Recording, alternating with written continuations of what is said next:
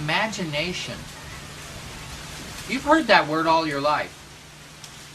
How's your imagination? You got one? Really? How do you know? I bet you say, I don't have an imagination. Just like say, I can't draw. Well, of course you have an imagination. Do you ever have a dream? Well, where did that picture come from? Well, it's in there. How did it get in there? It's an image, isn't it? So you're imaging naturally all the time.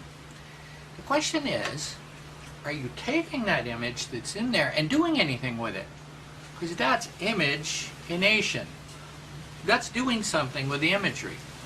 So we all image, and sometimes we even get, you know what clairvoyance is? That's when you get an idea from some, you don't know where it came from because you've never seen it even before.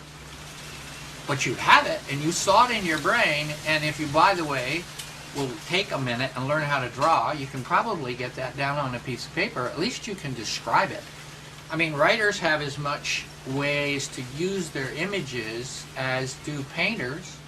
Musicians have just as many ways to use the music they hear. The trick is, can you either get it down, or can you do something when it's in your head? The difference that I'm getting to here is when you can start to take an image in your mind and build something with it, move it around, add something to it, then you have an imagination.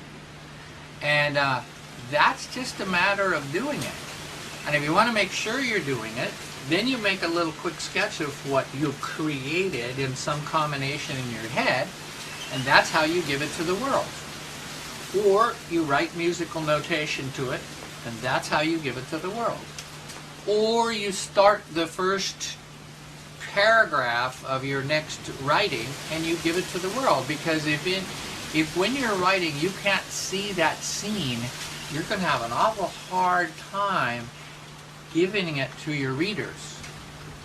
The sun set so softly for a change, and the color was tangerine deep, and the light was coming from behind it. Now, the only reason I can say that is because I'm looking at the picture, it's in my head. So, I think you darn well do have an imagination, and all I'm saying is, think about this, watch the tape again if you need to, and practice.